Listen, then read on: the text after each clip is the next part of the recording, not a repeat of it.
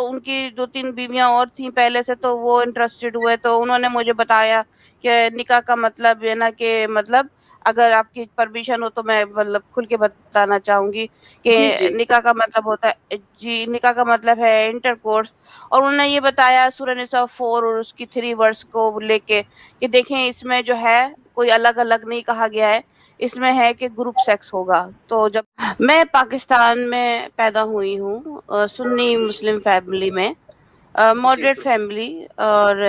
شروع سے ہی ہمیں قرآن جو ہے نا پڑھایا جاتا ہے ٹرانسلیشن کے ساتھ، میرے گھر میں اسپیشلی گھر میں قرآن ٹرانسلیشن کے ساتھ پڑھتے تھے ہم، اس کی انڈرسٹینڈنگ کے ساتھ پڑھتے تھے۔ جی اور پھر جو ہے وہ میں جب تھوڑا بڑی ہوئی تو میں نے ایسے لوگوں سے واسطہ پڑھا جو کہ قرآن کو جو پڑھتے تھے اور پھر اس کو بائبل سے کمپیئر بھی کرتے تھے۔ تو اس کے بعد پھر جو ہے نا میں زیادہ اور مزید قرآن میں انوالو ہونے لگی، زیادہ اس کو اور سمجھنے کی کوشش کرنے لگی، ورڈز میننگ عربک سارا سب کچھ سمجھنے لگی۔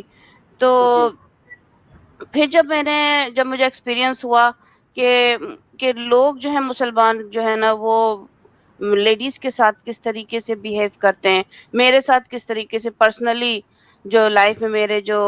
ایکسیڈنٹس ہوئے ہیں، ایونٹس ہوئے ہیں، وہ کس طریقے سے مجھ سے بیہیو کیا، اور میں بالکل اپنے آپ کو جیسے کہتے ہیں کہ نا انوردی اور ڈسرسپیکٹڈ، اور مطلب ویلیو کوئی ویلیو نہیں نا، تو اس وجہ سے مجھے فیل ہوتا تھا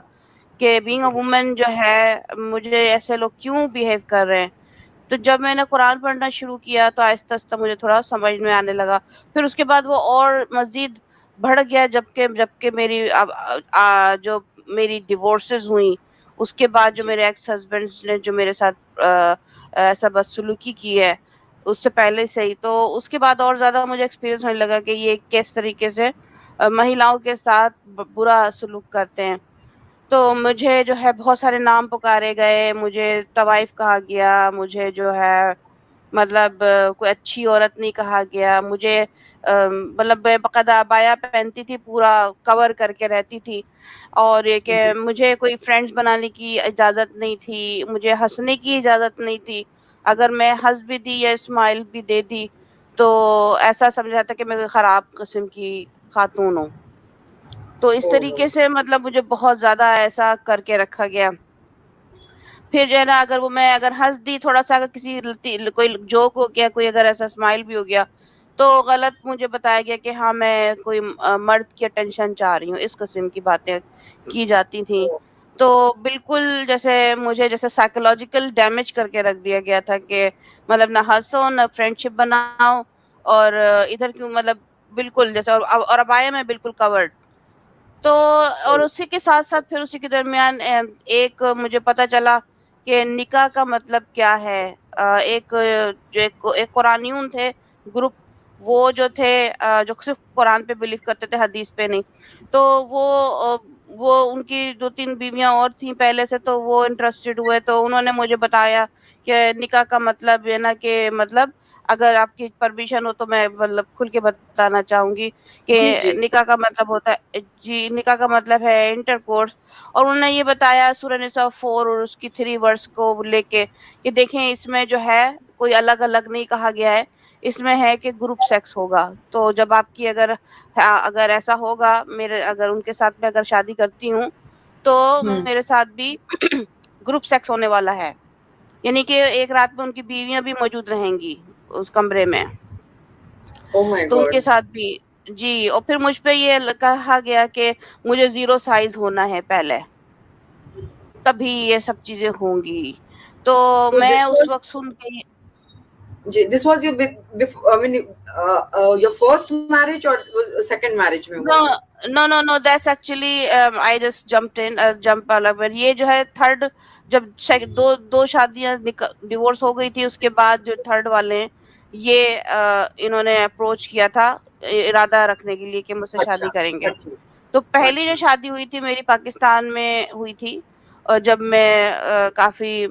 لیٹ مڈ 20s تھی،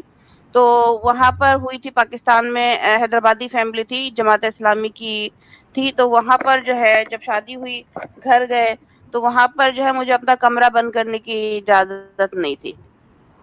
Oh, अपना कमरा बंद करने की इजाजत नहीं थी बिल्कुल। जैसे मैं घर का काम मैंने वली में जैसे शादी के दूसरे दिन से काम करना शुरू कर दिया, तो मैं अपना कमरा का दरवाजा बंद नहीं कर सकती थी। तो एक दफा आया सुसर, सास नहाने चली गई, वो 1 घंटे तक नहाती थी,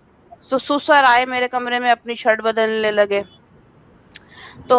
मैं पूरा उस वक्त भी पूरा ऊपर से लेके नीचे तो जो बड़ी चादर होती है कवर करके वो मैं जी रखती थी, पूरी लंबी चादर। तो वो ओढ़ के फिर मैं खड़ी हो गई अदब से कि भाई बुजुर्ग हैं, कमरे में आए हैं। तो जी और जैसे हमारे कंचल में होता है बुजुर्ग के सर पे हाथ रखते हैं,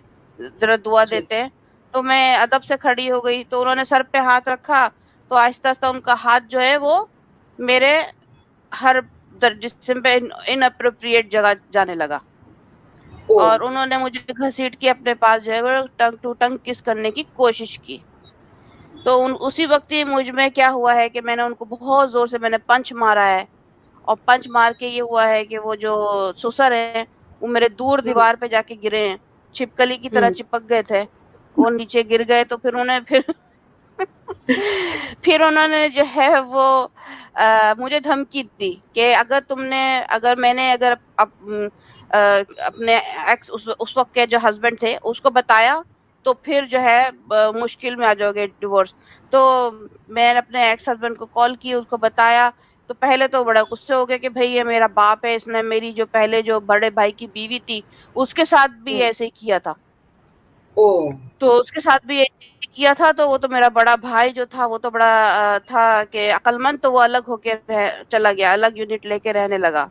तो हम्म, लेकिन ये है कि उसके पास मेरा पैसा भी है, तो कह रहा अच्छा ठहरो यहीं पर ही, मैं अपनी माँ से बात कर कर आता हूँ। वो बाहर गए, बात करके माँ के पास से बात कर जब वापस आए कमरे में, नक्शा ही चेंज। कह रहा है अपना बैग पैक करो, मैं तुम्हें अपने माँ के अपने तुम्हारे घर छोड़ कर आता हूँ। ओ मैंने माय कहा क्यों? गॉड कह रहे कि नहीं, हमारे यहाँ जमात इस्लामी इस्लाम में ये है कि अगर अगर जो है वो अगर माँ बाप बोले कि इस बीवी को छोड़ दो, तलाक दे दो, तो तलाक दे दो, भले से बीवी का कोई कसूर हो या नहीं कसूर हो के ना हो, बस दे दो।